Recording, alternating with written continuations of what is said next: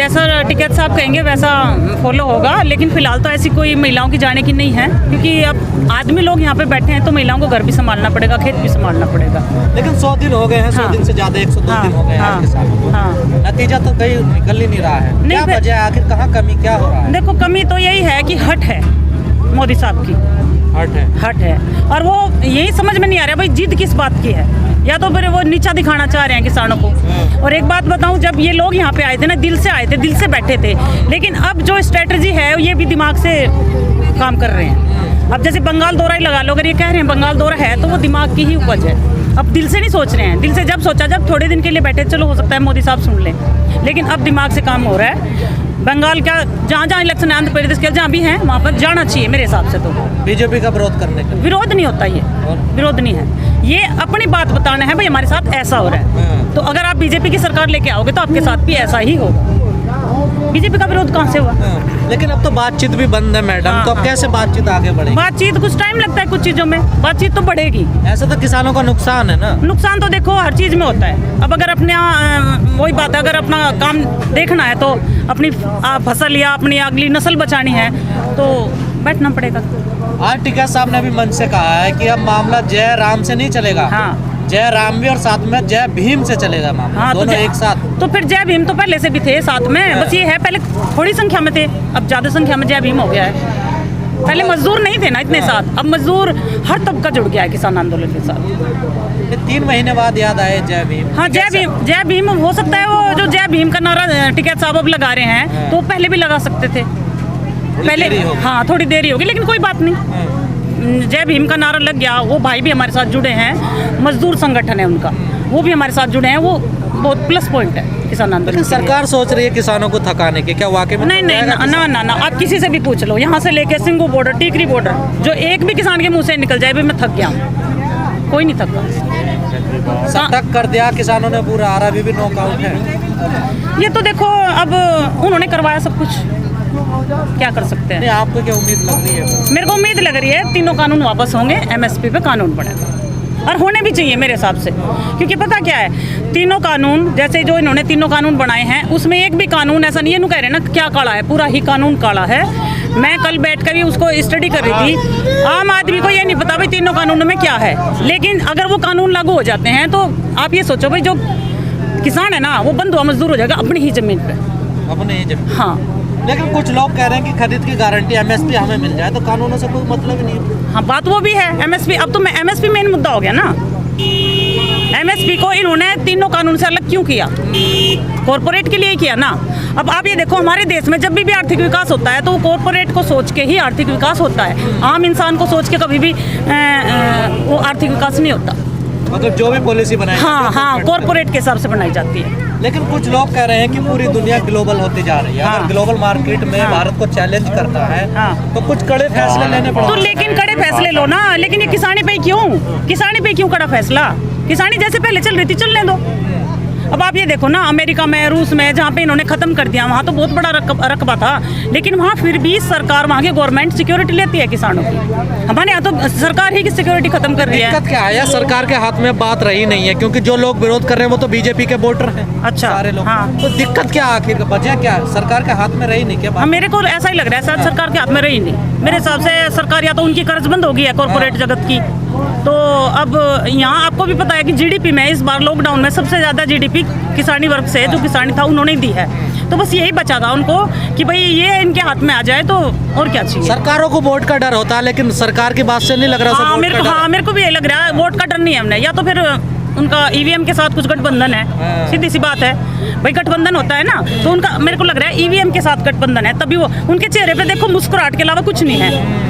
किसानों के चेहरे पे मुस्कुराहट इसलिए है क्योंकि वो अपने हक के लिए बैठे हैं, लेकिन उनके तो चेहरे पे शिकन तक भी नहीं। अब भाई वो उन्हें किसानों की वोट चाहिए। तो वाकई में ईवीएम में गड़बड़ है क्या? कुछ सारे किसान बोल रहे हैं कि ईवीएम में भाई लगता तो है, पक्का तो देखो खोल कर तो मैंने भी नहीं देखी, हाँ पर लगता है।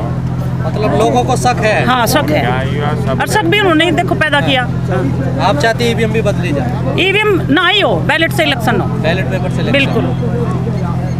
कड़ा मामला है, कड़ा मामला। हमारी बहन इसके लिए भी आंदोलन होना चाहिए। आंदोलन होना चाहिए, आंदोलन होना चाहिए। मैं आपको बता दूं, हमारी बहन अगर बेआबरू होकर हम निकले उनके घर से तो कुछ दिन के बाद गिर जाएंगे वो खुद की नज़र से। उनकी दहलीज पे दम तोड़ देंगे हम, उनकी दहलीज पे दम तोड़ देंगे हम, लेकिन लेके ही लौटेंगे कुछ इस सफर से, खाली नहीं जाएंगे। खाली नहीं जाओ ना, लेकिन सरकार तो अभी भी कह रही है, कृषि मंत्री ने कहा कि खाली जाने का मतलब होता है आत्महत्या करना।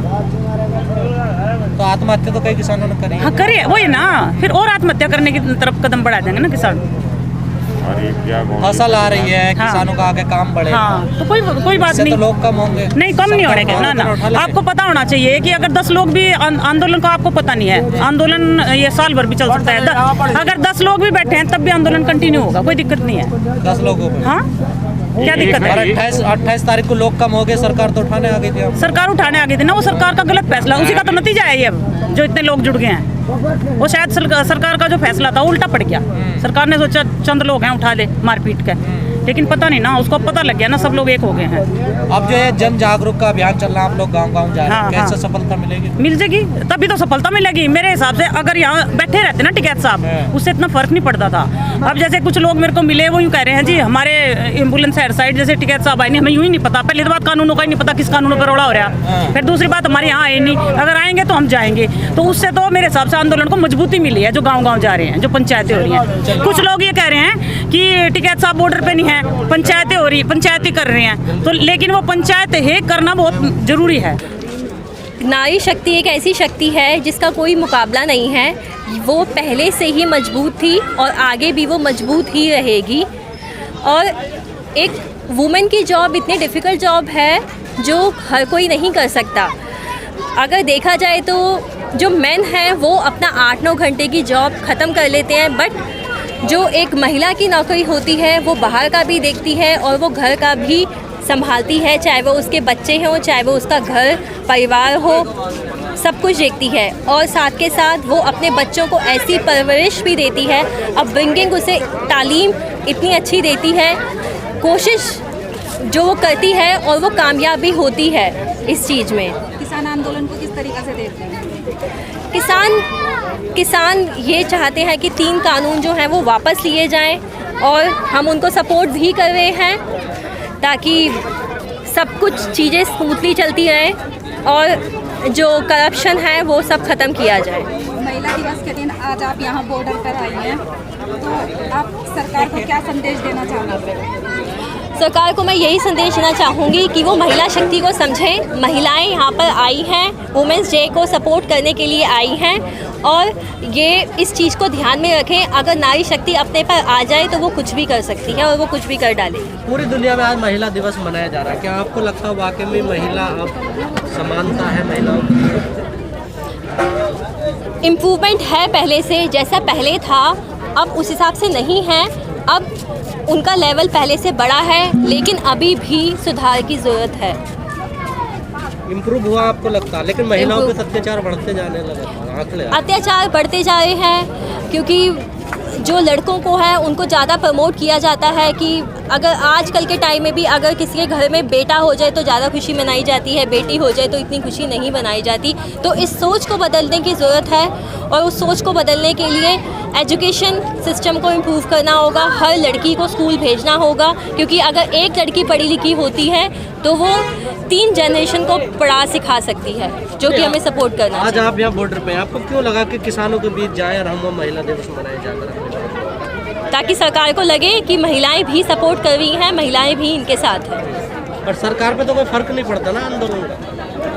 सरकार पे फ़र्क नहीं पड़ता, आप मीडिया वाले पहुंचाएंगे ये वाली बात सब, तभी फर्क पड़ेगा। क्योंकि मोदी जी तो यहाँ पर नहीं आएंगे, आप लोग ही उन तक जाएंगे। नहीं, हम तो पहुंचा रहे हैं ना, हम तो अपना काम कर रहे हैं, लेकिन फिर भी तो कोई फर्क नहीं पड़ता ना सरकार का। जैसे एकदम से नहीं हो पाता इम्प्रूवमेंट, थोड़ा सा टाइम लगता है। आज नहीं तो कल, कल नहीं तो परसों, देर से ही चाहिए कुछ ना कुछ। आपको मोदी जी जाए? उम्मीद तो है, उम्मीद पे ही दुनिया कायम है। जीत चुके हैं, लेकिन अभी तक तो कोई सरकार का असर नहीं पड़ा है। इतने सारे जो केसेस थे, जो अभी 8 साल बाद जो रेपिस्ट को सज़ा मिली थी, वो भी तो इतने सालों बाद मिली थी। तो इस क्या पता, इतने साल का नहीं कह रही मैं, क्या पता इसमें भी हो जाए। 103 है और आने वाले 1 महीने में रिजल्ट निकल जाए, उम्मीद है। महंगाई कोशिश भी लगातार बढ़ रही है, कितना फर्क पड़ा रसोई में? सिलेंडर भी 850 बहुत फ़र्क पड़ा, बहुत फ़र्क पड़ा। पेट्रोल, डीजल, खाना वाना सब महंगा है, लेकिन हमें तो अपना काम करना है, गुजारा तो हमें करना ही है। तभी तो हम डेली आकर यहाँ पर अपनी आवाज़ उठाते हैं और हम उठा भी रहे हैं।